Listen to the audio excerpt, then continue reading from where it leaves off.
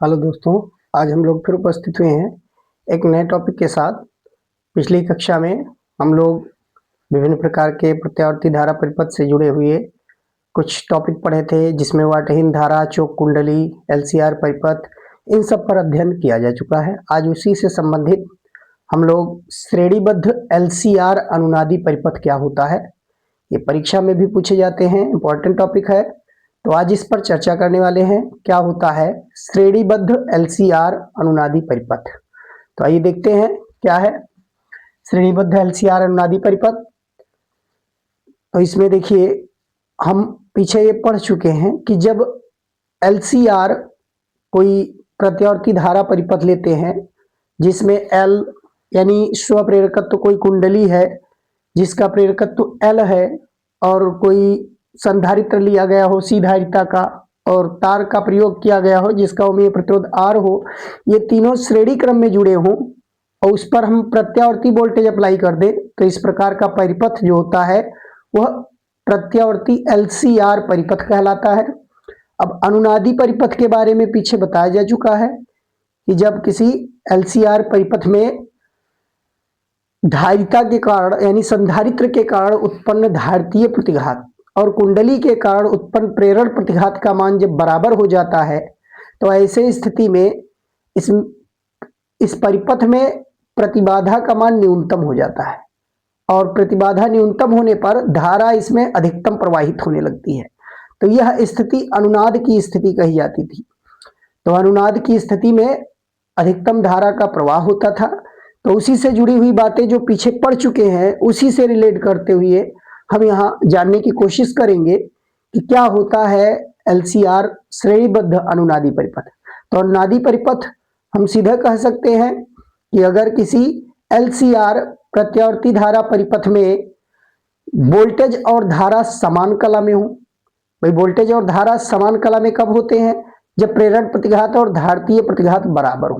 तो इसलिए हम ऐसे भी कह सकते हैं कि जब किसी प्रत्यावर्ती धारा परिपथ यानी एलसीआर परिपथ में प्रेरण प्रतिघात और धारितीय प्रतिघात ये दोनों बराबर हो जाए, तो ऐसे परिपथ को हम अनुनादी परिपथ कहते हैं। ऐसे परिपथ को अनुनादी परिपथ कहते हैं। और श्रेणीबद्ध अनुनादी परिपथ, श्रेणीबद्ध अनुनादी परिपथ वह परिपथ होता है, वह अनुनादी परिपथ होता है जिसमें आरोपित वोल्टता की आवृत्ति और परिपथ की स्वाभाविक आवृत्ति दोनों एक दूसरे के बराबर होती है। यानी जब किसी एलसीआर अनुनादी परिपथ में वोल्टता की आवृत्ति और परिपथ की स्वाभाविक आवृत्ति एक दूसरे के बराबर हो जाती है, तब ऐसे एलसीआर परिपथ को हम श्रेणीबद्ध एलसीआर अनुनादी परिपथ कहते हैं। तो क्लियर हो गया होगा क्या है श्रेणीबद्ध एलसीआर अनुनादी परिपथ, कि वह अनुनादी परिपथ यानी ऐसा एलसीआर परिपथ जिसमें एक्सीएल और एक्ससी बराबर हो एक दूसरे के, और उसमें आरोपित वोल्टता की आवृत्ति परिपथ की स्वाभाविक आवृत्ति के बराबर हो, तब ऐसे हम परिपथ को श्रेणीबद्ध एलसीआर अनुनादी परिपथ कहते हैं। अब आइए देखते हैं इस परिपथ से जुड़ी हुई कुछ बातें। हम जानते हैं कि एलसीआर परिपथ में, यहां देखिए परिपथ लिया गया है जिसमें एलसीआर तीनों श्रेणी क्रम में जुड़े हैं। तो इस एलसीआर परिपथ में अगर प्रतिबाधा कहा जाए तो एलसीआर परिपथ की प्रतिबाधा का सूत्र पीछे बताया जा चुका है। एलसीआर परिपथ की प्रतिबाधा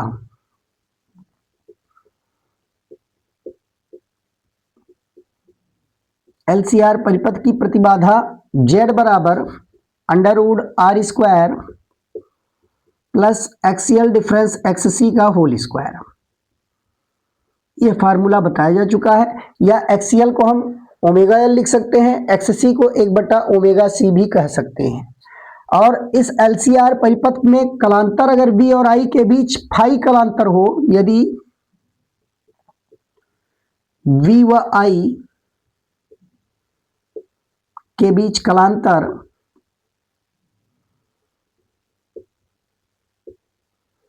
कलांतर फाई हो, तब एलसीआर परिपथ में tan फाई बराबर बताया गया, tan फाई बराबर एक्सियल डिफरेंस XC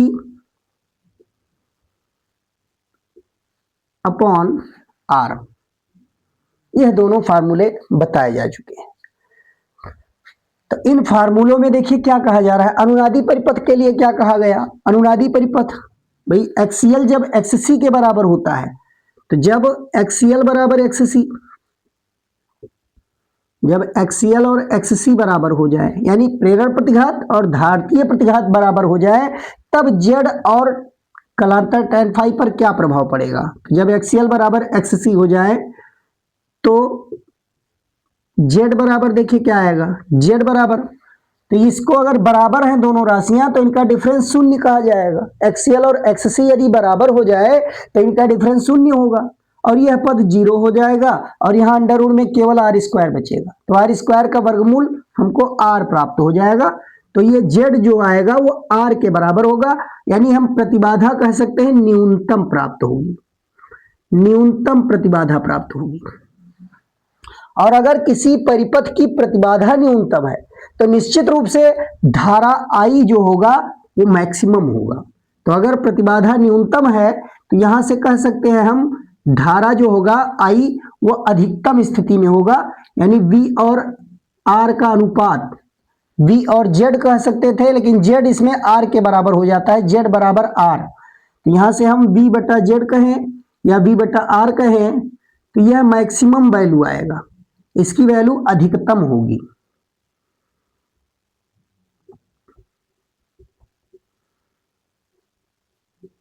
अधिकतम होगी। तो एक्सीएल और एक्ससी के बराबर होने पर जेड न्यूनतम प्राप्त होगा और आई अधिकतम प्राप्त होगा।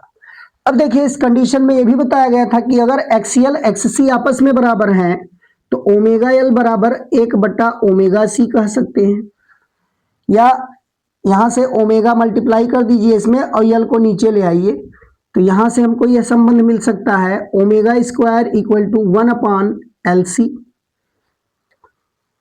रूट के रूप में लिख सकते हैं, यहां से देखिए ओमेगा इक्वल टू रूट लगाएंगे तो 1 का हम स्क्वायर रूट लेंगे तो 1 ही आएगा, यहाँ 1/√LC आ जाएगा। ओमेगा इक्वल टू 1/√LC, या इसी को हम 2πf के रूप में कन्वर्ट कर सकते हैं। ओमेगा को 2πf लिखेंगे तो ये f के रूप में हमको प्राप्त होगा 1/2π√LC। तो ये सारी बातें पीछे बताया जा चुका है। यहां देखिए जो यफ हमको प्राप्त हो रहा है, ये इसमें यफ क्या है, तो यफ इसमें आरोपित प्रत्यावर्ती वोल्टता की आवृत्ति है, आरोपित प्रत्यावर्ती वोल्टता की आवृत्ति है। और यहाँ 1/2π√LC इसको परिपथ की स्वाभाविक आवृत्ति कहते हैं। तो यहाँ देखिए जब LCR परिपथ में एक्सीएल और एक्ससी बराबर होते हैं तो उस दौरान यफ यानी वोल्टता जो आरोपित किया गया है, आरोपित वोल्टेज की आवृत्ति f और परिपथ की स्वाभाविक आवृत्ति 1/2π√LC, यह दोनों बराबर हो जाती है। जब ये दोनों बराबर होती है तब इसमें Z मिनिमम होता है और I मैक्सिमम होता है, यानी अनुनाद की स्थिति आ जाती है। तो इसको हम कह सकते हैं रेजोनेटिंग फ्रीक्वेंसी, यह अनुनादी आवृत्ति कहलाता है। यहाँ जो यफ है इसको हम अनुनादी आवृत्ति कह सकते हैं। तो पहले तो यहाँ हम बता दें कि इसमें f क्या है, तो इसमें f को कहते हैं आरोपित वोल्टता की आवृत्ति, आरोपित वोल्टता की आवृत्ति।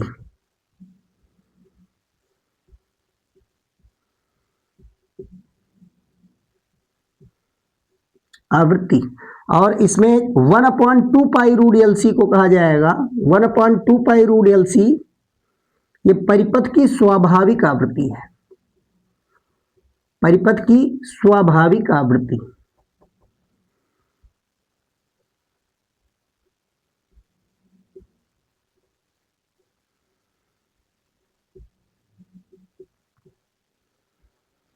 देखिए इसमें केस बताया गया कि जब आरोपित वोल्टता की आवृत्ति परिपथ की स्वाभाविक आवृत्ति के बराबर होती है तब ऐसे LCR परिपथ को हम श्रेणीबद्ध LCR अनुनादी परिपथ कहते हैं। तो वही केस यहां हमको प्राप्त हो गया। अब इसको अनुनादी आवृत्ति, इस आवृत्ति को हम अनुनादी आवृत्ति कहते हैं। तो यहां जो F मिला है इसे अनुनादी आवृत्ति, इसे अनुनादी आवृत्ति, और अनुनादी आवृत्ति को हम FR से लिख सकते हैं, FR रेजोनेटिंग फ्रीक्वेंसी। तो इसे अनुनादी आवृत्ति FR भी कहते हैं।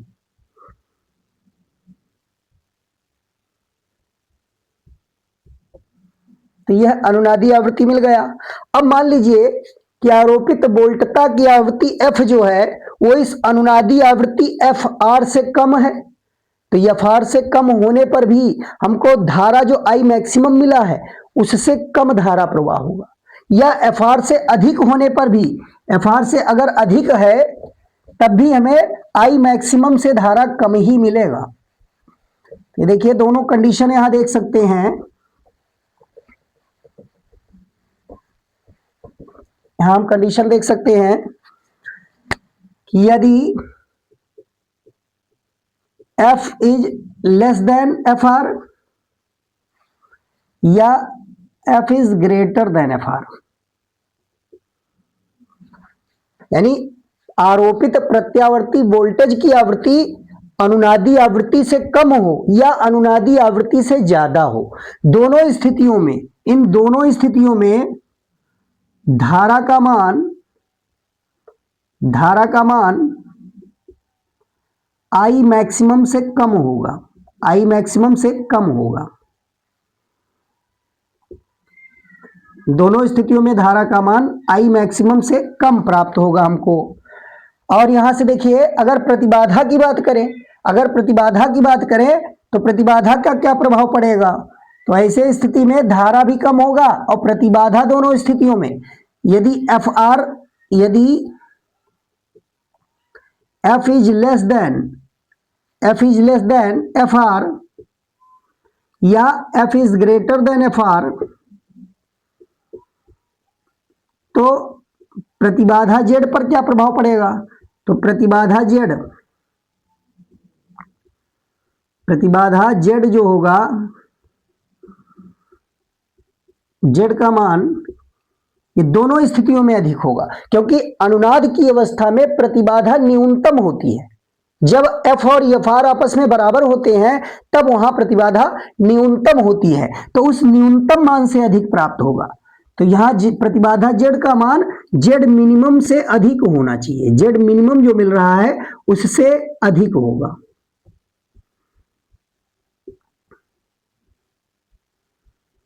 यह बात हमें मालूम है और इसको, इन दोनों बातों को हम ग्राफ द्वारा समझ सकते हैं। देखिए पहले जो बात कही गई, इस पहले केस में जो कहा गया उसके लिए यह ग्राफ बनाया जा रहा है, और दूसरी बात को भी हम ग्राफ द्वारा दिखा सकते हैं। तो यहां देखिए बात धारा और आवृत्ति की हो रही है, तो हम x अक्ष पर आवृत्ति ले रहे हैं, x अक्ष पर आवृत्ति को ले रहे हैं, और y अक्ष पर हम धारा को प्रदर्शित कर रहे हैं, y अक्ष पर धारा को प्रदर्शित कर रहे हैं। तो यहां इन दोनों के बीच ग्राफ कैसे बनेगा? तो क्या कहा जा रहा है कि जब एक निश्चित आवृत्ति से कम आवृत्ति हो या एक निश्चित आवृत्ति से अधिक आवृत्ति हो, तो दोनों स्थितियों में धारा का मान I मैक्सिमम से कम होगा। मतलब यहां ग्राफ कुछ इस तरीके से बनेगा,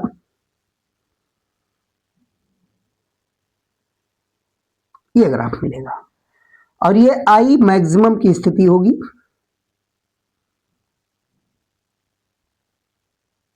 यहां जो आवृत्ति होगी उसको हम अनुनादी आवृत्ति FR कहेंगे। अब इस FR से कम आवृत्ति पर भी देखिए, FR से कम आवृत्ति पर भी धारा का मान कम होगा। ये I मैक्सिमम की स्थिति है, I मैक्सिमम, ये I मैक्सिमम की स्थिति है यहां। तो जब F और FR बराबर होते हैं तो उस समय धारा अधिकतम होती है, और FR से कम अगर आवृत्ति है तब भी धारा घटेगी, FR से अधिक आवृत्ति है तब भी धारा घटेगी। तो इन दोनों बातों को यह वक्र प्रदर्शित कर रहा है। तो ये पहले वाले के लिए ये ग्राफ हम दिखा सकते हैं, और दूसरे वाले के लिए यहां देखिए प्रतिबाधा के साथ दिखाया गया है। तो प्रतिबाधा के साथ ग्राफ हम कैसे दिखाएंगे? तो इस पर हम x अक्ष पर आवृत्ति ले रहे हैं और y अक्ष पर हम प्रतिबाधा Z ले रहे हैं। तो इसमें ठीक अपोजिट ग्राफ बनेगा, इसमें जो ग्राफ बनेगा वो ठीक उल्टा बनेगा, क्योंकि जब धारा मैक्सिमम होती है उस समय प्रतिबाधा न्यूनतम होती है, मिनिमम होगी। तो ऐसे में हम इस तरीके से इसका ठीक विपरीत ग्राफ दिखा सकते हैं। ये ये ग्राफ, इसके ठीक अपोजिट ग्राफ मिलेगा। और यहां देखिए मिनिमम वैल्यू जो आया है, ये मिनिमम मान यहां एफ आर पर प्राप्त होगा, एफ आर, इसको कहेंगे जेड मिनिमम। ये जेड मिनिमम की स्थिति है। तो जब एफ आर के बराबर होगा तो वहां प्रतिबाधा जेड न्यूनतम होगा, और इससे अगर आवृत्ति एफ आर से कम है तब भी यहां प्रतिबाधा जेड का मान बढ़ जाएगा, और आवृत्ति एफ आर से अधिक है तब भी प्रतिबाधा जेड का मान अधिक होगा। तो यही दोनों स्थितियां यहां से प्रदर्शित हो रही है। अब इसमें देखिए, इसमें क्या चीज अलग है, क्यों हमको एलसीआर अनुनादी परिपथ किस रूप से उपयोगी है। तो इसमें मुख्य विशेषता इसकी क्या होती है, इस परिपथ की मुख्य विशेषता यह है कि जितना वोल्टेज अप्लाई किया गया है उससे कहीं ज्यादा हमको यल और सी के सिरे पर वोल्टेज प्राप्त हो जाता है। इसमें यल और सी के जो सिरों पर वोल्टेज उत्पन्न होता है वो आरोपित वोल्टता से कहीं अधिक प्राप्त हो जाता है। तो ऐसा देखिए, जो यहां कुछ भी है, जैसे वोल्टेज अप्लाई किया जाए तो परिपथ में उससे ज्यादा वोल्टेज कहां से आ गई। तो यही इसमें सबसे बड़ी मुख्य विशेषता इस परिपथ की यही है कि इसमें आरोपित वोल्टता से ज्यादा वोल्टेज एल और सी के सिरों पर उत्पन्न हो जाता है। अब कैसे उत्पन्न होता है, तो इसके लिए हम यहां एक एग्जाम्पल ले रहे हैं। देखिए मान लीजिए, यहां हमने मान लिया एक एग्जाम्पल ले रहे हैं, अभी क्लियर हो जाएगा कि कैसे यहां वोल्टता अधिकतम प्राप्त होता है। हमने ये मान लिया कि यहां जो वोल्टेज अप्लाई किया गया, इस प्रतिरोध का मान हमने ले लिया R बराबर 5 ओम, R बराबर 5 ओम, और यहां एक्सीएल और एक्ससी जो इसके कारण उत्पन्न हो रहा है, भाई एक्सीएल और एक्ससी बराबर होगा तभी ये श्रेणीबद्ध अनुनादी परिपथ बन पाएगा। तो यहां एक्सीएल और एक्ससी इन दोनों को हमने एक बराबर मान 20 ओम के बराबर ले लिया, 20 ओम ले लिया। यह माना जा रहा है कि परिपथ में यह सिचुएशन है। यदि ऐसा है तो यहां देखिए अभी क्या हमको प्राप्त होगा, एक चौंकाने वाली यहां रिजल्ट मिलेगी कि आरोपित वोल्टता से ज्यादा वोल्टेज कहां से आ जाएगा। देखिए आर बराबर अगर 5 ओम ले लिया जाए, इसमें जो प्रतिरोध कार्य कर रहा है वो 5 ओम ले लिया जाए, और एक्सीएल और एक्ससी ये दोनों बराबर होंगे तभी यह अनुनादी परिपथ श्रेणीबद्ध कहा जाएगा।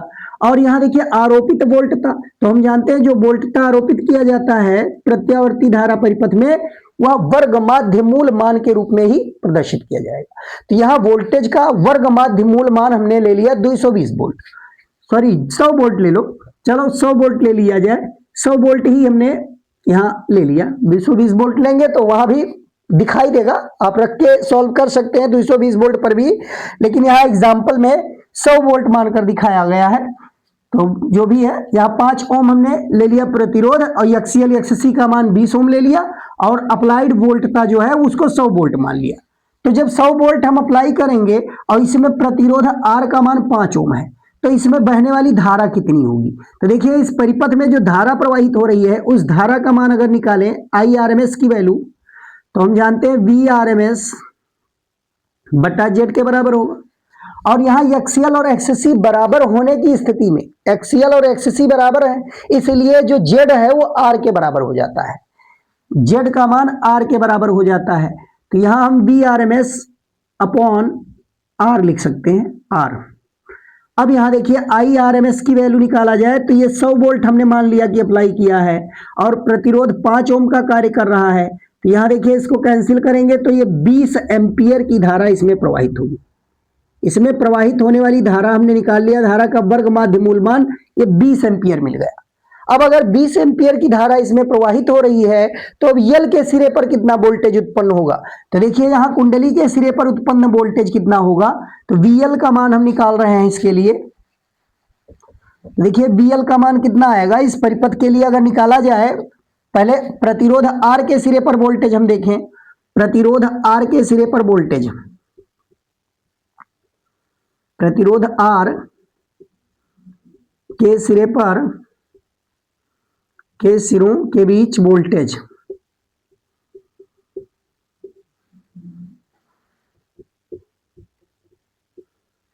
इस वोल्टेज को हम वी आर से लिखते हैं, वी आर, और वी आर बराबर होता है आई इंटू आर।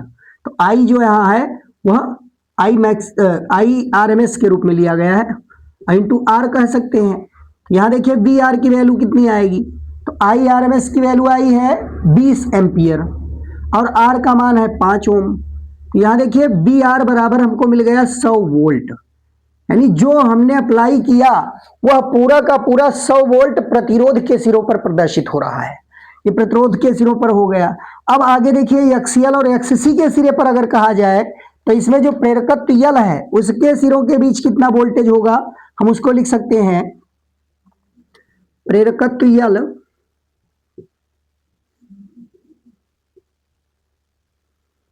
के सिरों के बीच वोल्टेज।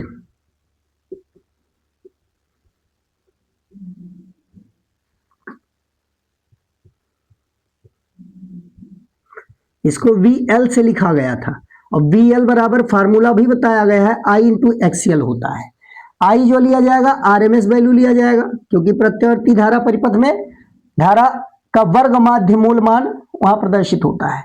अब I का मान देखिए यहां निकाला गया है 20 एम्पियर, 20 एम्पियर और एक्सीएल का मान भी 20 माना गया। तो यहां देखिए 20 का 20 से गुणा करेंगे तो 400 वोल्ट मिल जाएगा। 400 वोल्ट अप्लाई किया गया मात्र 100 वोल्ट और हमको एक्सीएल जो यहाँ एल के सिरों पर वोल्टेज मिल रहा है प्रेरकत्व के सिरों पर वो 400 वोल्ट। देखिए 4 गुना वोल्टेज जितना आरोपित किया गया उसका 4 गुना वोल्टेज एल के सिरे पर मिल रहा है। अब सी के सिरे पर अगर देखें तो वहां भी इतना आएगा क्योंकि एक्सीएल एक्ससी बराबर है। यहां देखिए धारिता सी के सिरे पर वोल्टेज अगर देखा जाए, धारिता सी के सिरों के बीच वोल्टेज, तो इसको VC कहा जाएगा, VC और ये बराबर होगा I इंटू XC। I का मान 20, ये IRMS ध्यान रखिएगा, तो ये 20 गुणे 20 ये भी होगा और इसको भी हम 400 वोल्ट कह सकते हैं, 400 वोल्ट। तो यही इसमें एक अलग विशेषता होती है LCR परिपथ से। श्रेणीबद्ध LCR परिपथ में ये मुख्य विशेषता है कि एक्सीएल और एक्ससी या हम कह सकते हैं प्रेरकत्व यल और धारिता सी के सिरे पर जो वोल्टेज उत्पन्न होता है वो आरोपित वोल्टता से भी कहीं अधिक प्राप्त होता है। यानी इस परिपथ में वोल्टेज प्रवर्धन प्राप्त होता है, हमको इस परिपथ में वोल्टेज प्रवर्धन प्राप्त होता है। तो यहां से हम लिख सकते हैं कि श्रेणीबद्ध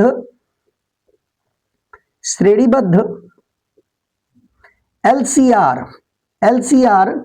अनुनादी परिपथ में वोल्टेज प्रवर्धन प्राप्त होता है, वोल्टेज प्रवर्धन प्राप्त होता है।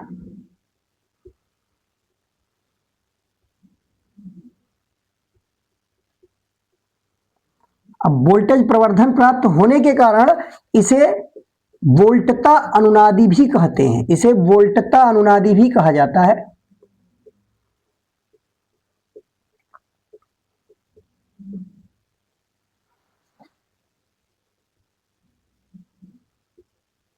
तो श्रेणीबद्ध अनुनादी परिपथ को हम वोल्टता अनुनादी भी कह सकते हैं क्योंकि इसमें वोल्टेज प्रवर्धन प्राप्त होता है। जितना आरोपित वोल्टेज था उससे कहीं ज्यादा वोल्टता हमको एल और सी के सिरों के बीच प्राप्त हो जाता है।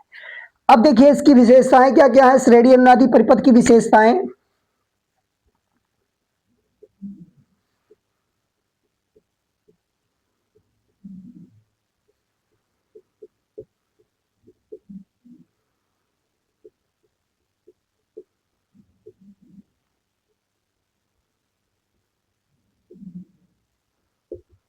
ध्यान दीजिए कुल कितनी विशेषता प्राप्त हुई, ये तो हमने एक मुख्य वाला बताया।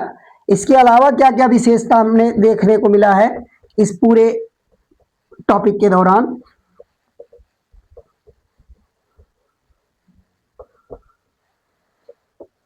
तो सबसे पहली विशेषता इस परिपथ में सबसे पहली विशेषता यही है कि इस परिपथ में वोल्टेज और धारा ये दोनों समान कला में होते हैं, वोल्टेज और धारा ये दोनों समान कला में होते हैं। V तथा I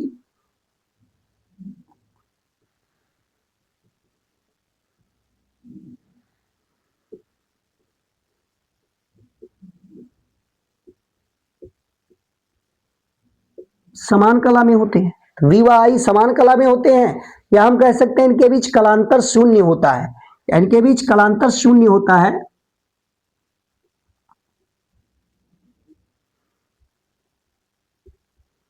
कलांतर इनके बीच शून्य होता है, यानी बी और आई समान कला में अनुनादी एलसीआर परिपथ जो है श्रेणीबद्ध है, तो उसमें ये होता है कलांतर जीरो, और बी आई समान कला में। अब दूसरी विशेषता इसमें क्या है, तो दूसरी विशेषता तो ये देखा गया कि इस परिपथ में जो प्रतिबाधा है परिपथ की वो न्यूनतम होती है, इस परिपथ की प्रतिबाधा न्यूनतम होती है। तो इसमें एक विशेषता ये भी है, परिपथ की प्रतिबाधा न्यूनतम, परिपथ की प्रतिबाधा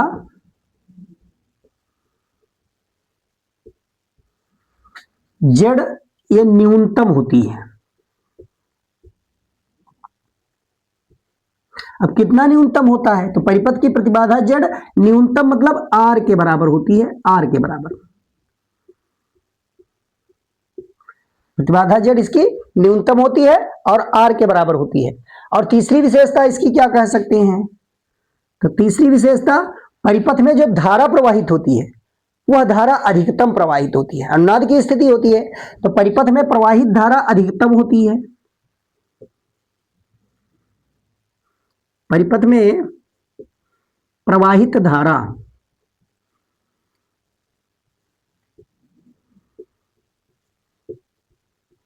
अधिकतम, परिपथ में प्रवाहित धारा अधिकतम होती है। अधिकतम मतलब हम कह सकते हैं बी और आर के अनुपात के बराबर।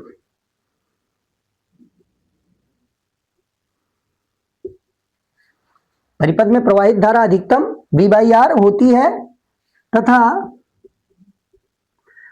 देखिए बी बाई आर के बराबर जरूर होती है। तो यहां देखिए इसकी निर्भरता जो होती है वो आर पर होती है, इसकी निर्भरता आर पर कह सकते हैं, यहां आर पर ये निर्भर करती है। तो यहां हम तथा यह परिपथ में प्रवाहित धारा अधिकतम बी बाई आर होती है, तथा यह प्रतिरोध पर निर्भर करती है।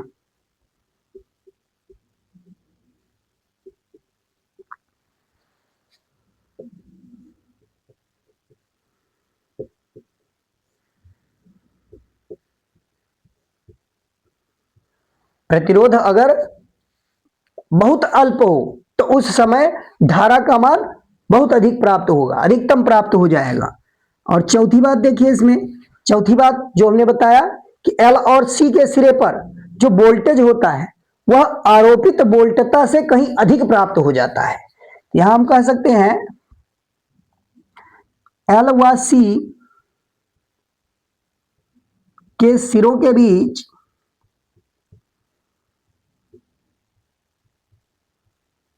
वोल्टता आरोपित वोल्टता से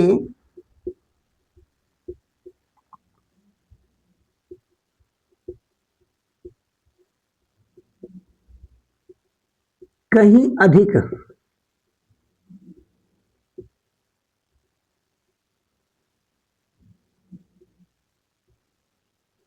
प्राप्त हो जाता है, प्राप्त हो जाता है। तो ये बात यहाँ इंपॉर्टेंट बातें हैं, ध्यान रखिएगा। श्रेणीबद्ध एलसीआर परिपथ में, बाकी तो एलसीआर में बताया गया है, लेकिन यहाँ यह यूनिक है, इसमें यह विशेषता अति महत्वपूर्ण है। तो एक बात ये क्लियर हो गई। अब इसमें देखिए पांचवा केस क्या है, तो यहाँ एलसी में ये बताया गया कि वोल्टता जो होती है आरोपित वोल्टता से कहीं अधिक प्राप्त होती है। और पांचवा बात इसमें क्या है कि आर का मान एफ आर पर यानी रेजोनेटिंग फ्रीक्वेंसी पर जो होता है वह उसको प्रभावित नहीं करता, आर का प्रभाव नहीं होता। परिपथ के प्रतिरोध, परिपथ के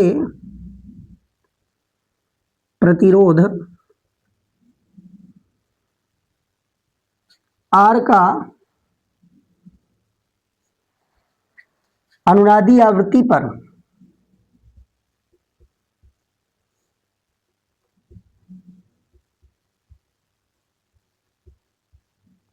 अनुनादी आवृत्ति यानी एफ आर FR पर कोई प्रभाव नहीं पड़ता।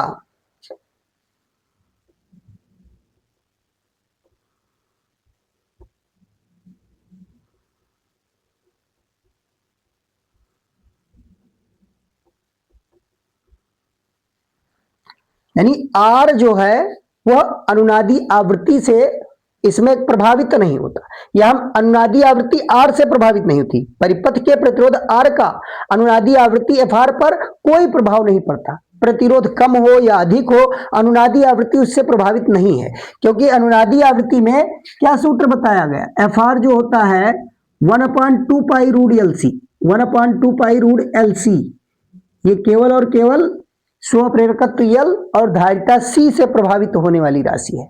L और C के मान में परिवर्तन होने से अनुनादी आवृत्ति बदलती है।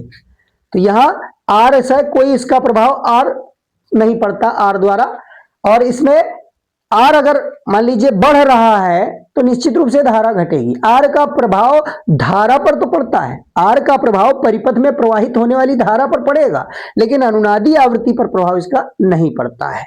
तो ये धारा को प्रभावित करेगा, प्रतिरोध R ये धारा को प्रभावित करेगा।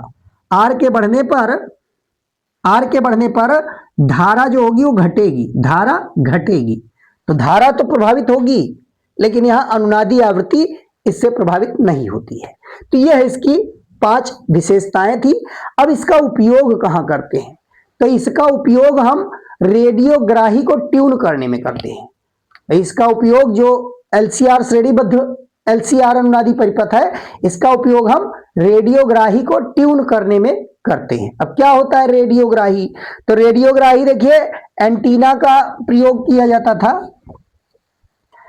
अब तो रेडियो का जमाना ही नहीं रहा, ने पहले घर घर में रेडियो होते थे, तो उस रेडियो में एक एंटीना लगा होता था। एंटीना एक कुंडली से युक्त होता था और वह विभिन्न स्टेशन से प्रसारित होने वाली तरंगों को ग्रहण करता था। देखिए कुछ हम थोड़ा सा आउटलुक दे रहे हैं, ये इस तरीके से एक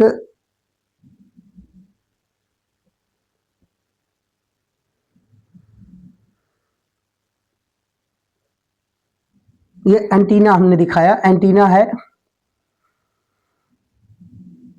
एंटीना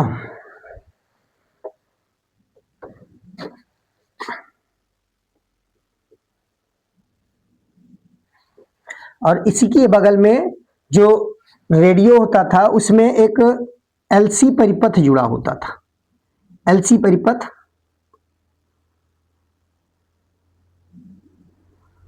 L और C उसमें श्रेणी क्रम में लगे होते थे, L और C श्रेणी क्रम में, और इसमें एक प्रत्यावर्ती स्रोत भी लगा होता है।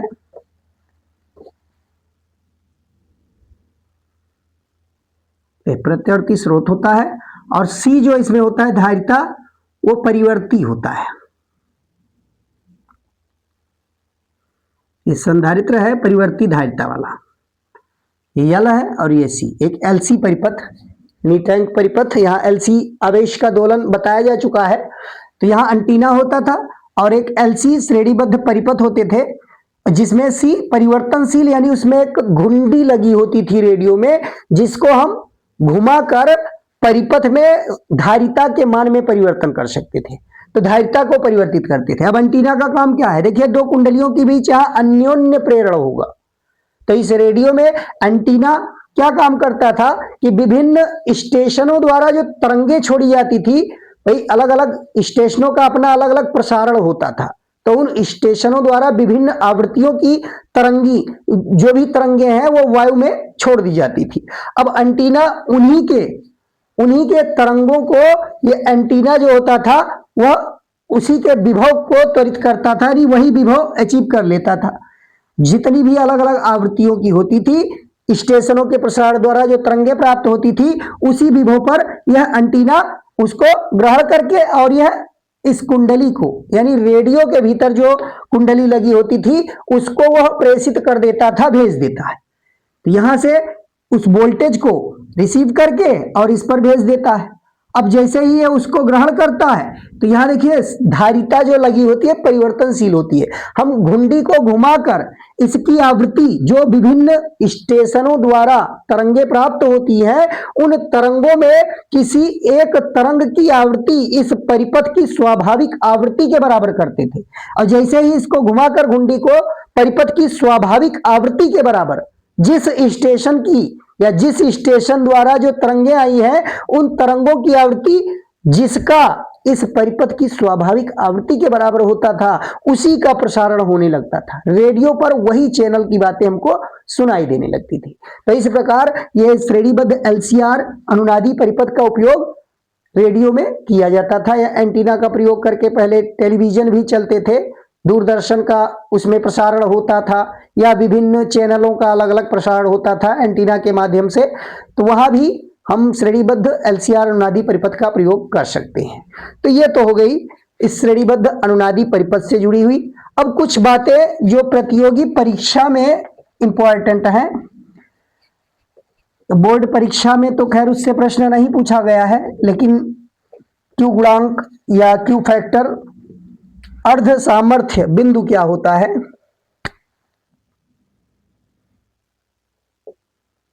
अर्ध सामर्थ्य बिंदु, या इसी में बैंड चौड़ाई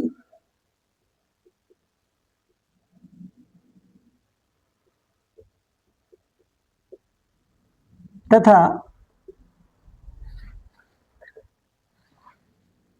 गुणवत्ता गुणांक, गुणवत्ता गुणांक।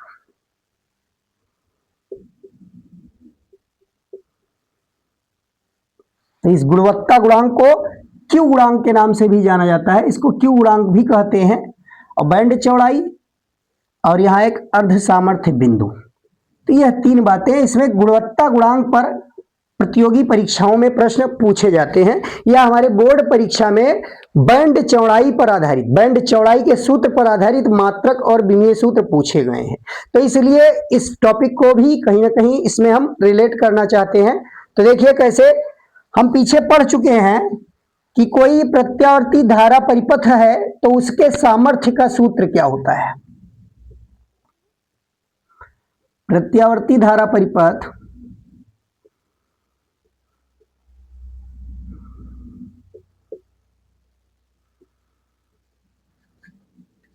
के लिए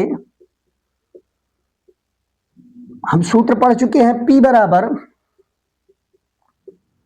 1/2 V0 into I0 into cos phi.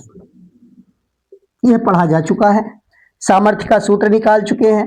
अब अगर देखा जाए यहां से I0 बराबर I0, तो I0 बराबर होता है V0 बटा जेड, I0 बराबर होता है V0 बटा जेड। और जेड के लिए सूत्र, भाई जेड के लिए अगर एलसीआर परिपथ के लिए कहा जाए तो एलसीआर परिपथ के लिए जेड का सूत्र हम पीछे पढ़ चुके हैं, जेड बराबर अंडर रूट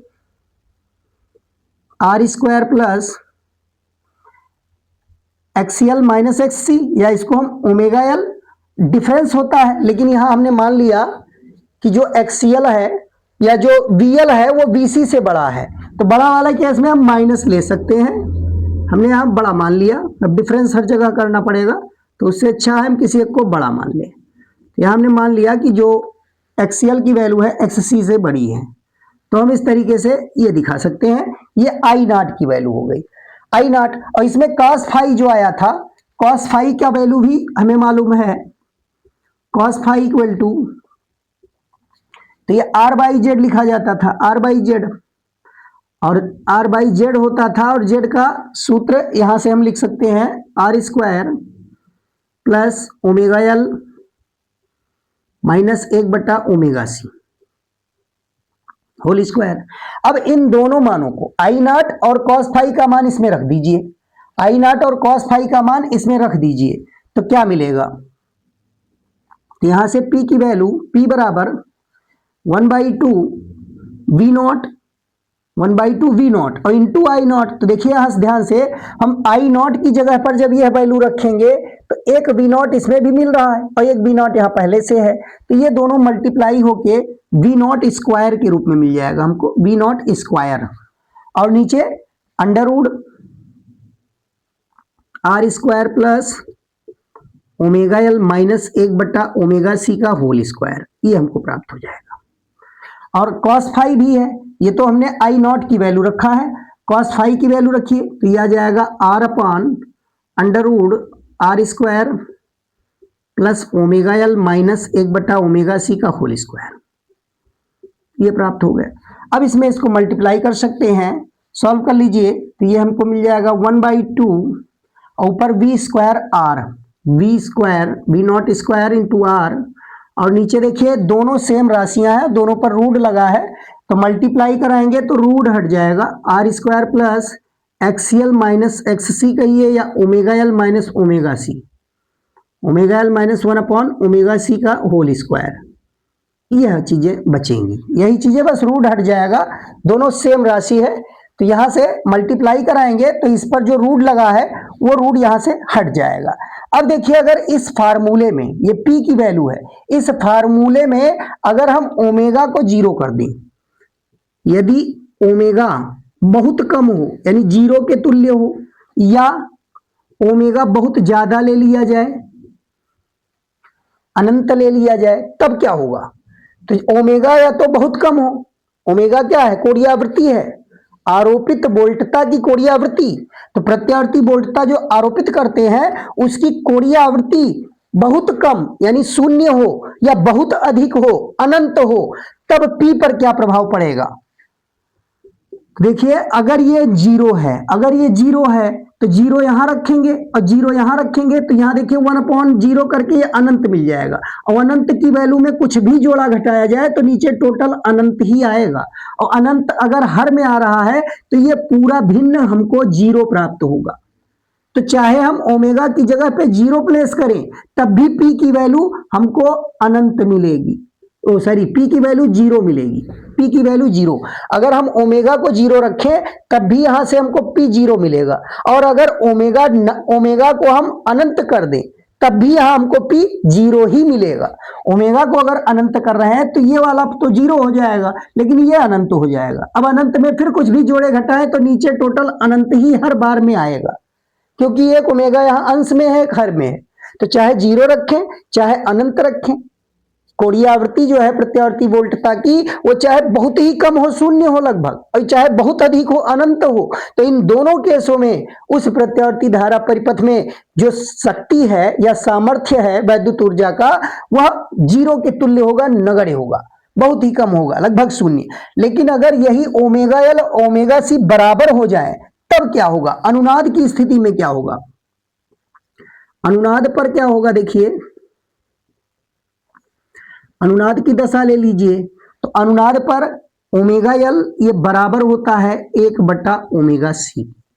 तो जब अनुनाद वाली स्थिति आएगी तो 1/ओमेगा सी और ओमेगा एल ये दोनों आपस में बराबर होंगे, या हम ऐसा भी कह सकते हैं, यहां से देखिए कैलकुलेट किया गया था तो फार्मूला मिला था ओमेगा बराबर 1/√LC, तो उसी को हम ओमेगा नॉट भी मान सकते हैं, या ओमेगा बराबर ओमेगा नॉट ये बराबर हमको 1/√LC प्राप्त हुआ था।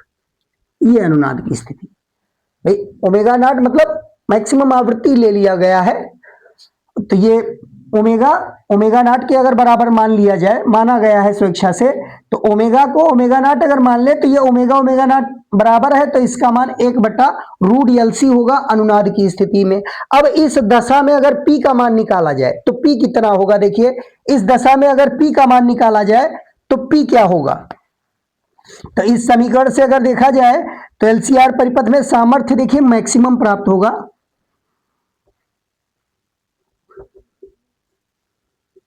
तब P जो होगा वो मैक्सिमम होगा। अब कैसे मैक्सिमम होगा? तो अगर ये दोनों बराबर हैं तो इनका अंतर क्या आएगा? जीरो। और इनका अंतर अगर जीरो आ रहा है, अगर इनका अंतर जीरो आ रहा है तो हर देखिए छोटा हो गया, पहले हर में कुछ और जुड़ा था, अब हर में ये जीरो अगर हो रहा है तो हर कम हो रहा है, अब हर अगर कम कर रहे हैं किसी भिन्न का तो उस भिन्न का मान अधिक हो जाता है, तो P की वैल्यू अब पहले से मैक्सिमम हो जाएगी। तो यहाँ अगर ओमेगा एल 1/ओमेगा सी के बराबर हो जाए या ओमेगा बराबर ओमेगा नॉट 1/√LC कह दिया जाए, तो ऐसे सिचुएशन में जो इस वैद्युत शक्ति भेज रहा है परिपथ को, वह वैद्युत शक्ति अधिकतम प्राप्त होगी, परिपथ को प्राप्त होने वाली वैद्युत शक्ति अधिकतम होगी। अब इस केस में अगर देखा जाए तो P मैक्सिमम क्या मिलेगा, यानी P इस केस में मैक्सिमम होगा। तो अब हम इस समीकरण से अगर देखें तो P मैक्सिमम की वैल्यू क्या आएगी, P मैक्सिमम देखिए P का मान मैक्सिमम कब होगा, जब ओमेगा एल 1/ओमेगा सी के बराबर हो। तो अब यह P मैक्सिमम तब होगा जब इसमें हम ओमेगा एल और 1/ओमेगा सी बराबर कर दें। तो ऐसे सिचुएशन में 1/2 V0 स्क्वायर R और नीचे ये 0 जब हो जाएगा तो यहाँ R स्क्वायर बचेगा, R स्क्वायर। अब इसको अगर सॉल्व किया जाए तो ये R से एक R का स्क्वायर कैंसिल हो जाएगा। तो कुल मिलाकर हमको यहाँ क्या मिला, 1/2 V0 square by R, V0 square by R। देखिए P वैद्युत शक्ति के लिए हम पढ़ चुके हैं, वैद्युत शक्ति का पीछे फार्मूला पढ़ चुके हैं कि वैद्युत शक्ति जो होता है उसके अलग अलग 3 केस बताए गए थे कि V और I का गुणनफल होगा, या I² इंटू R होगा, या V² बटा R होगा। तो V² बटा R होना चाहिए, लेकिन उसका भी यहाँ आधा मिल रहा है। सामर्थ्य जो हो रहा है, अधिकतम सामर्थ्य जो है वह उस वैद्युत परिपथ के जो वैद्युत शक्ति या वैद्युत सामर्थ्य की वैल्यू है उसका ये अर्ध बिंदु मिल रहा है, इसकी अधिकतम वैल्यू P मैक्सिमम जो है 1/2 V0 स्क्वायर बटा R के बराबर मिल रहा है। तो यहाँ देखिए अर्ध बिंदु के लिए अगर हम P का मान निकालना चाहें तो यहां से P कैसे निकालेंगे, इस P में इस मान को, P मैक्सिमम के मान को अगर इस P में रखा जाए, यानी इस रूप में इसको बदला जाए, तो कैसे बदल सकते हैं। तो यहाँ इसको कोई इक्वेशन मान लीजिए, इसको इक्वेशन 1 डाल दीजिए और इसको 2 डाल दीजिए। अब इन दोनों समीकरण को सॉल्व करिए, समीकरण 1 व 2 से, समीकरण 1 व 2 से। तो यहां समीकरण 1 को पहले लिख लीजिए। समीकरण 1 क्या है, P बराबर, अब इसमें देखिए 1/2 V0 स्क्वायर R है। अगर इसमें R का भाग कर दिया जाए, R का भाग कर दिया जाए तो ये इस तरीके से मिल जाएगा 1/2 V0 स्क्वायर अपॉन R। अब एक R यहां भाग किया गया है तो एक R ऊपर हमको गुणा भी करना पड़ेगा, तो यहां मिल जाएगा R स्क्वायर अपॉन, और नीचे ये पूरी राशि हमको R square plus omega L minus 1/ओमेगा सी का होल स्क्वायर, यह राशि प्राप्त हो जाएगी, यह मिल गई हमको। अब देखिए इस राशि को P मैक्सिमम कहा गया, यहाँ P मैक्सिमम किसके बराबर है, 1/2 V0 स्क्वायर बटा R। तो इसको अब हम P मैक्सिमम लिख सकते हैं। तो यहां से देखिए P बराबर क्या आ गया, P बराबर हमको मिल गया P मैक्सिमम, और यहां ब्रैकेट में मिल रहा है R square upon R square plus omega L minus omega L minus 1/ओमेगा सी का होल स्क्वायर, यह मिल रहा है। यह वैल्यू P बराबर P maximum into R square upon R square plus omega L का होल स्क्वायर, यह प्राप्त हो गया। अब इसमें देखिए अगर इसको सॉल्व किया जाए तो इसको सॉल्व करने पर क्या मिल रहा है, यानी हम इस वैल्यू को अगर सॉल्व करें, यानी अर्ध बिंदु के लिए ले लें, सीधे अर्ध बिंदु, अर्ध सामर्थ्य बिंदु पर अगर ले लिया जाए तो अर्ध सामर्थ्य बिंदुओं के लिए यही समीकरण क्या बन जाएगा,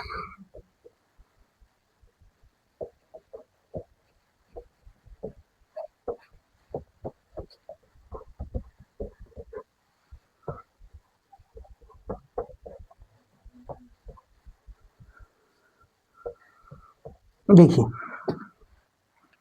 अर्ध सामर्थ्य बिंदुओं के लिए, अर्ध सामर्थ्य बिंदुओं के लिए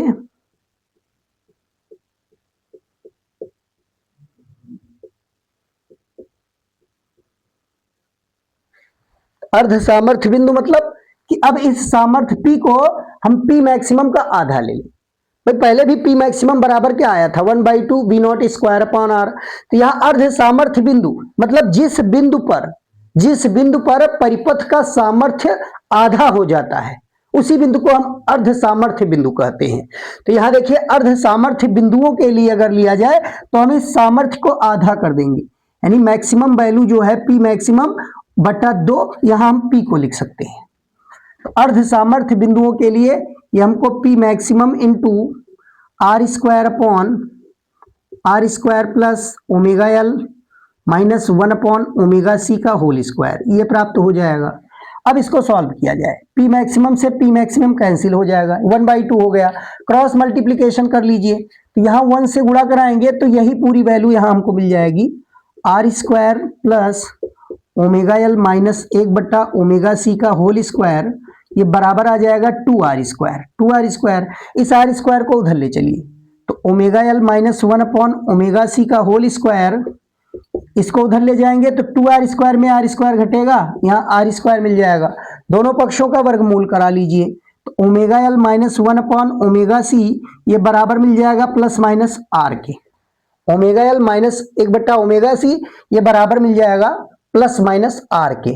अब देखिए इस ओमेगा को हटाना है, l को हटाना है, तो हम क्या लिख सकते हैं, इसको ओमेगा बटा l से कर दीजिए भाग, प्रत्येक पद में ओमेगा बटा l से भाग कर दीजिए, प्रत्येक पद में ओमेगा बटा एल से भाग करने पर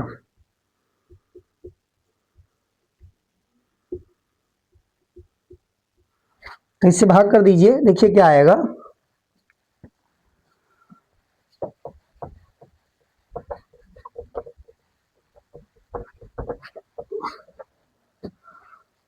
देखिए इधर हम लिख रहे हैं, यहां ओमेगा एल है और इसको हम भाग कर रहे हैं ओमेगा बट्टा एल से, तो ये ओमेगा बट्टा एल जब भाग करेंगे, सॉरी भाग नहीं गुणा करा दीजिए, ओमेगा बट्टा एल से गुणा कराएंगे, भाग नहीं गुणा करा दीजिए,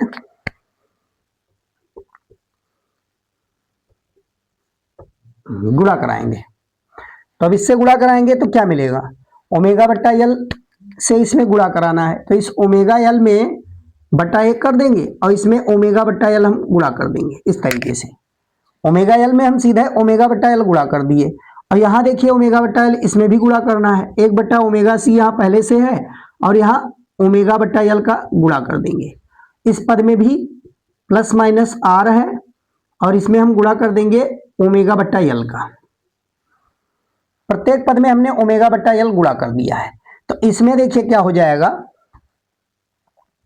L से L कैंसिल हो जाएगा, L से L कैंसिल हो जाएगा, ये ओमेगा स्क्वायर मिल जाएगा, और यहाँ देखिए ओमेगा से ओमेगा कैंसिल हो रहा है, ओमेगा से ओमेगा, तो यहाँ 1 बट्टा LC मिलेगा, तो अब इसी को हम इस तरीके से दिखा सकते हैं, ओमेगा स्क्वायर माइनस यहाँ बच जाएगा 1 अपॉन LC, 1 अपॉन LC, और इधर आ जाएगा plus minus R omega by L, ये हमको प्राप्त हो जाएगा। अब 1 बटा LC, 1 बटा LC को क्या लिख सकते हैं, तो यहां से देखिए ओमेगा नॉट किसके बराबर था, ओमेगा नॉट बराबर था 1 बटा रूट LC के, ओमेगा नॉट बराबर 1 बटा रूट LC के, दोनों पक्षों का वर्ग करा दे तो 1 बटा LC ओमेगा नॉट स्क्वायर के बराबर लिखा जा सकता है, तो इसको अब हम ओमेगा नॉट स्क्वायर लिख सकते हैं, ओमेगा, और इसको हम लिख सकते हैं ओमेगा नॉट स्क्वायर, ये बराबर plus minus R omega by L, ये लिखा जा सकता है। अब यहां से समीकरण बनाना चाहें तो समीकरण देखिए क्या बनेगा, यहां से द्विघात समीकरण प्राप्त होगा, और द्विघात समीकरण देखिए किस रूप में होगा,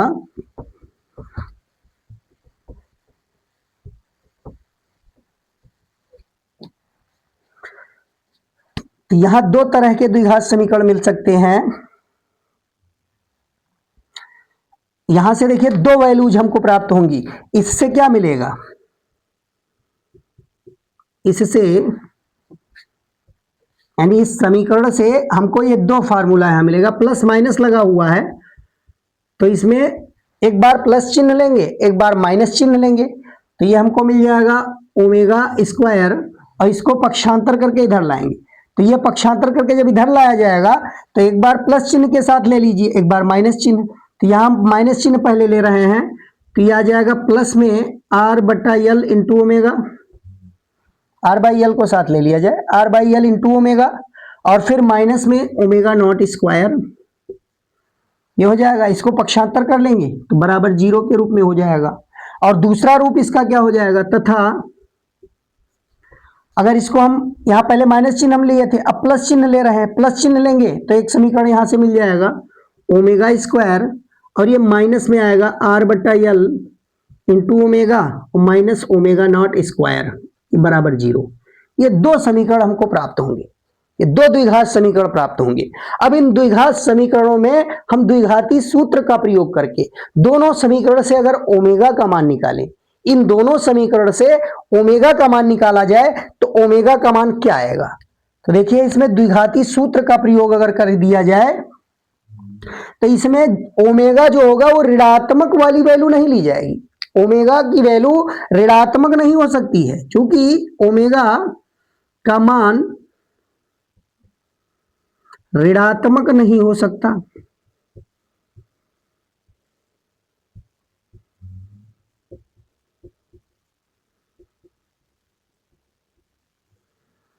तो ऋणात्मक नहीं हो सकता, अतः धन चिन्ह, केवल दोनों समीकरणों का हम धन चिन्ह लेंगे। अतः धन चिन्ह लेने पर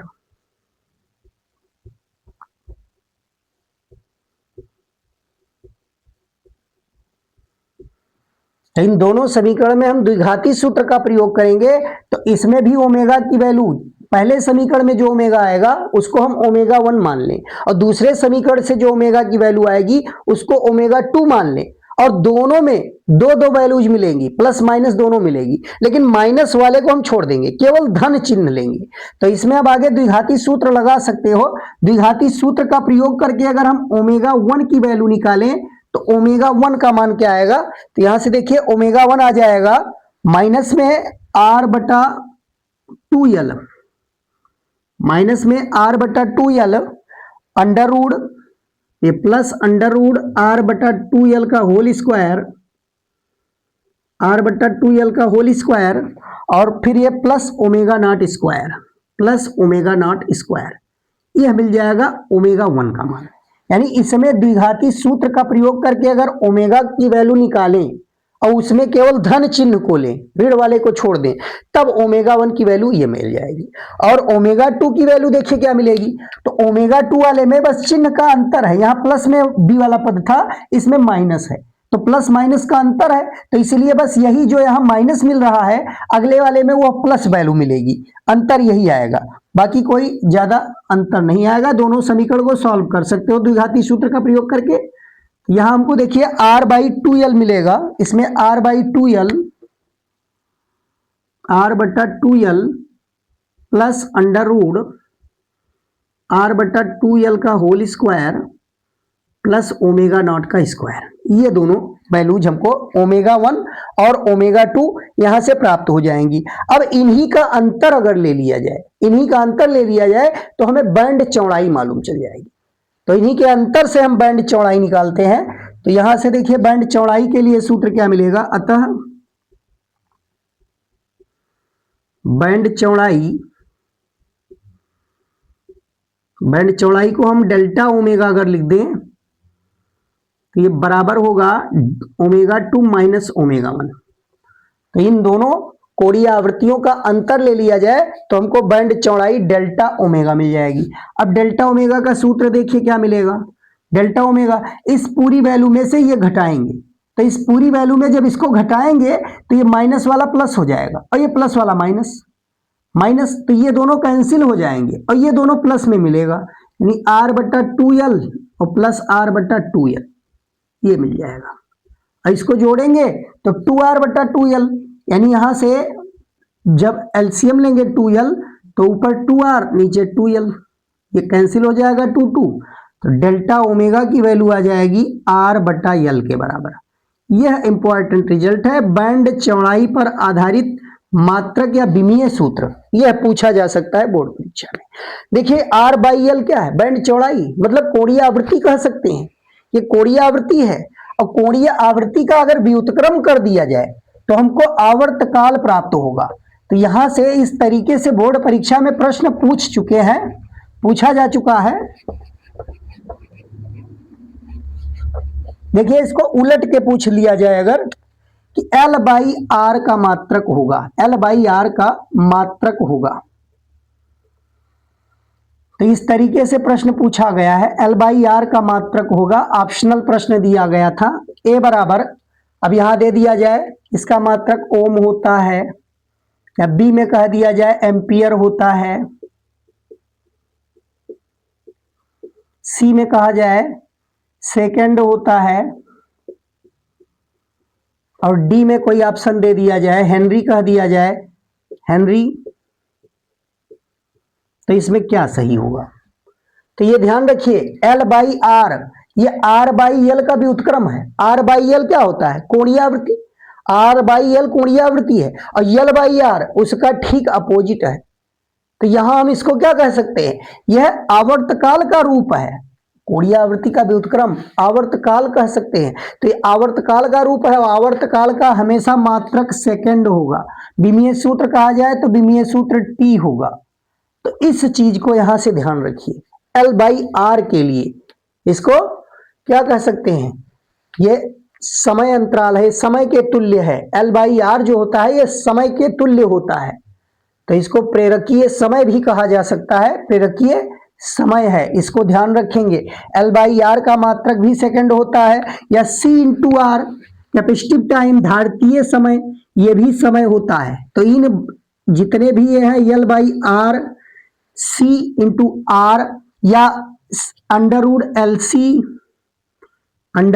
सी, ये तीनों ही समय के तुल्य है, ये तीनों ही टाइम पीरियड के तुल्य है। ये ध्यान रखिएगा, ये समय के तुल्य हैं।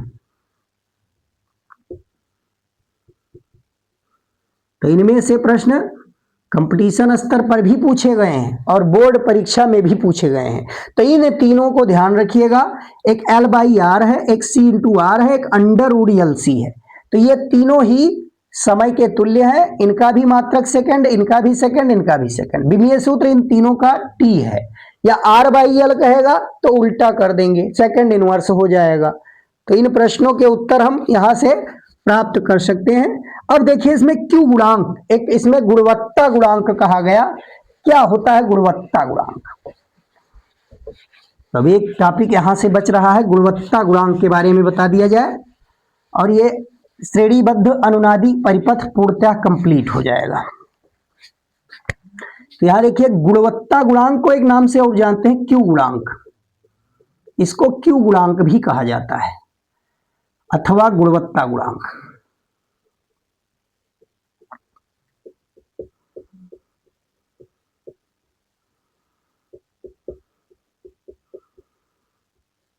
Q गुणांक अथवा गुणवत्ता गुणांक। तो ये अनुनाद की तीक्ष्णता को प्रदर्शित करने वाला राशि है। ये अनुनाद की तीक्ष्णता, भाई एलसीआर परिपथ में जब अनुनाद उत्पन्न होता है तो उस अनुनाद की तीक्ष्णता को गुणात्मक रूप में वर्णित करने वाली राशि जो होती है, उसी राशि को हम Q गुणांक कहते हैं। जो गुणात्मक रूप में वर्णित करता हो कि अनुनाद की तीक्ष्णता कितनी है। अब कैसे निकालेंगे अनुनाद की तीक्ष्णता? यानी अनुनाद की तीक्ष्णता गुणात्मक रूप में जो व्यक्त करता है उसी को हम कहते हैं Q गुणांक। और Q गुणांक की वैल्यू ये दो राशियों के अनुपात के बराबर होती है, एक अनुनादी आवृत्ति और एक बैंड चौड़ाई। अनुनादी आवृत्ति कितनी है और बैंड चौड़ाई कितनी है, इन दोनों की वैल्यू अगर मालूम चल जाए तो उसी के अनुपात से हम Q गुणांक की वैल्यू निकाल सकते हैं। तो परिभाषा हम दे सकते हैं कि यह अनुनादी आवृत्ति तथा बैंड चौड़ाई के अनुपात के बराबर होता है। Q गुणांक जो है वह अनुनादी आवृत्ति और बैंड चौड़ाई के अनुपात के बराबर होता है। यहां से देखिए सूत्र लिख दीजिए, Q गुणांक ये बराबर होता है अनुनादी आवृत्ति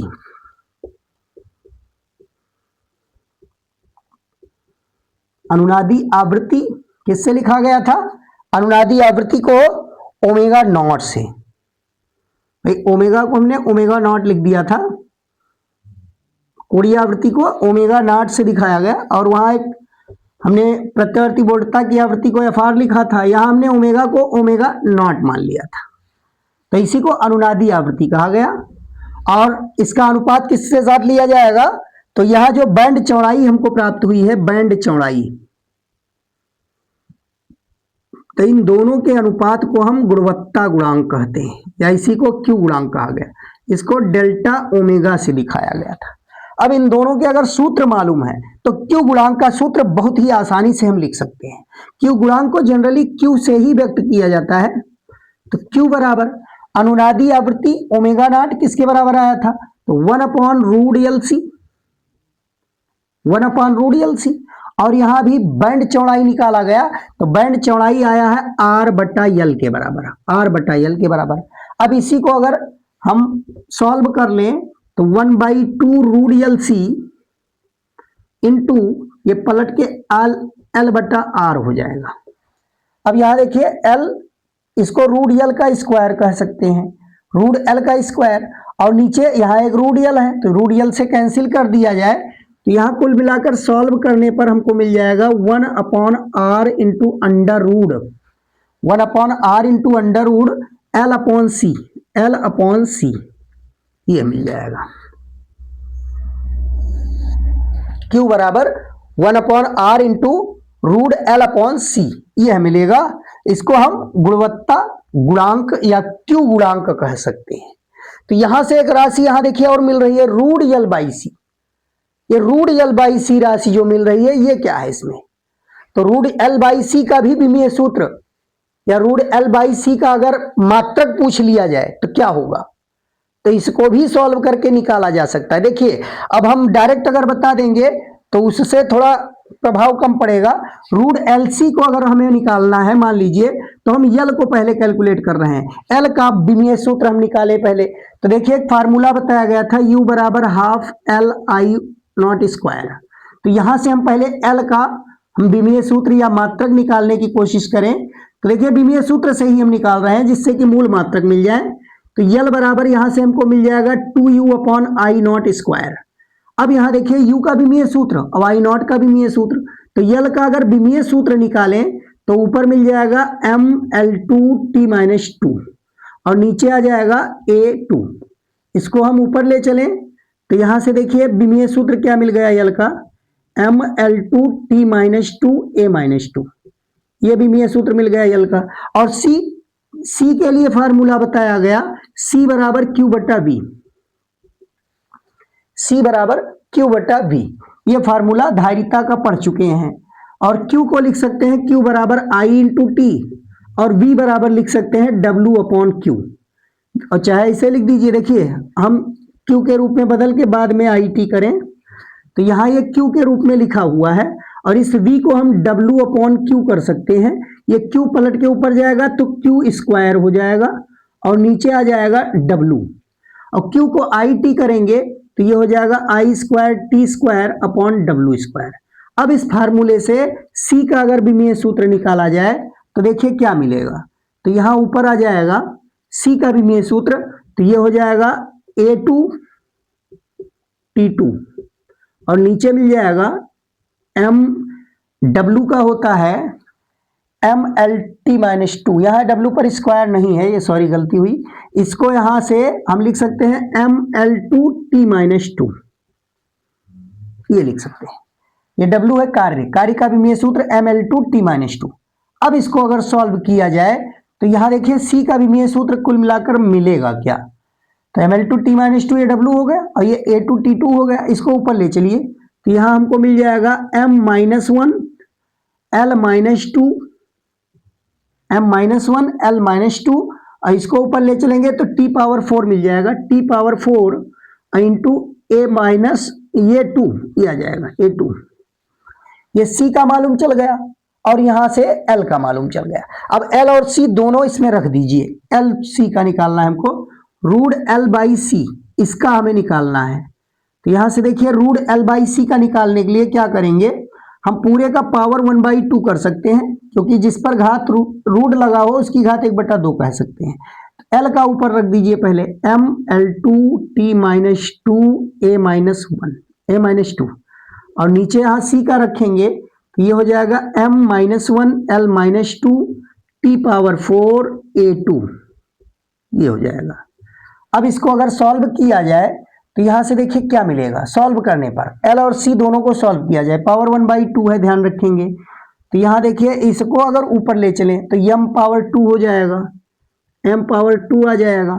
इसको ऊपर ले चलें तो l पावर 4 आ जाएगा, l पावर 4, और t पावर 4 है, यहाँ ऊपर ले जाएंगे तो माइनस में पहुंचेगा, तो यहाँ हो जाएगा माइनस में t पावर 6, ये t पावर 6 हो जाएगा, नीचे 4 है ऊपर जाएगा 6 हो जाएगा। और यहाँ देखिए इसको ऊपर ले चलेंगे तो ये माइनस में 4 आ जाएगा, a पावर -4, और इस पूरे का पावर 1/2 है।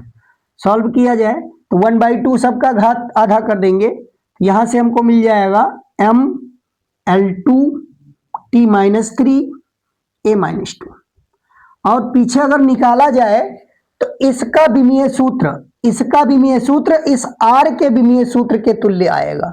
r का विमीय सूत्र अगर निकाला जाए तो r बराबर होता है v/i, और v का सूत्र अगर निकाला जाए तो w/q होता है, इसको w/q लिख सकते हैं, और q बराबर it रखेंगे तो ये i² हो जाएगा। यहाँ से सॉल्व किया जाए ml2 t-2, और नीचे हो जाएगा a2 × t। अब इसको देखिए सिंप्लीफाई करिए तो ml2 और यहाँ t-3 a-2 ये मिल जाएगा r का। अब देखिए इसी के तुल्य मिल रहा है ml2 t-3 a-2, जो यहां मिल रहा है वो r का विमीय सूत्र है, r का विमीय सूत्र। तो यानी ये राशि और r ये दोनों ठीक एक दूसरे के बराबर उसी के समतुल्य हैं, इसीलिए Q गुणांक कहा गया। ये Q गुणांक एक विमाहीन राशि है, इसका कोई विमा नहीं होता, तो इसका मतलब क्या हुआ कि √L/c ये r के तुल्य है, इसीलिए इन दोनों के विमाएं एक दूसरे से कैंसिल होंगी तभी ये विमाहीन बन पाएगा। तो डायरेक्ट इस पर भी प्रश्न पूछा गया है। तो यहां से देखिए क्या निष्कर्ष निकला, इस पूरे हमने जो सलूशन दिया इस पूरे सलूशन का निष्कर्ष क्या निकला, तो इसका निष्कर्ष यही निकला कि √L/c का जो विमीय सूत्र है यह राशि R के समतुल्य है, प्रतिरोध के समतुल्य है, यह राशि प्रतिरोध के समतुल्य है।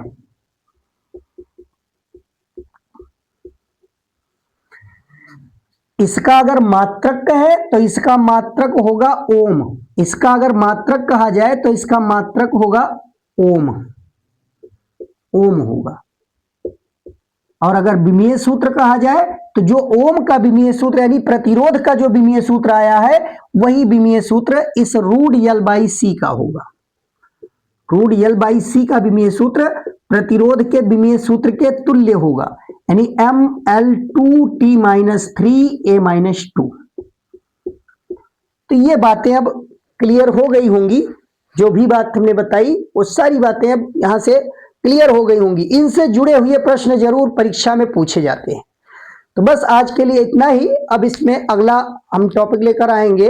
अगले टॉपिक में भी बचा हुआ है हमारा डायनमो के बारे में बताया जाएगा। डायनमो क्या होता है, जनित्र, एसी जनित्र और एक ट्रांसफार्मर, यही 2 टॉपिक इसमें बचे हुए हैं। तो इन प्रश्नों को अच्छे से तैयार कर लीजिए, बहुत ही उपयोगी प्रश्न है हर तरीके से, प्रतियोगिता के लिए भी, बोर्ड परीक्षा के लिए भी। तो अब आज के लिए इतना ही, और अगर आपको यह लेक्चर पसंद आए तो इसको एक बार लाइक करें, सब्सक्राइब करें और दोस्तों के बीच शेयर करना ना भूलें।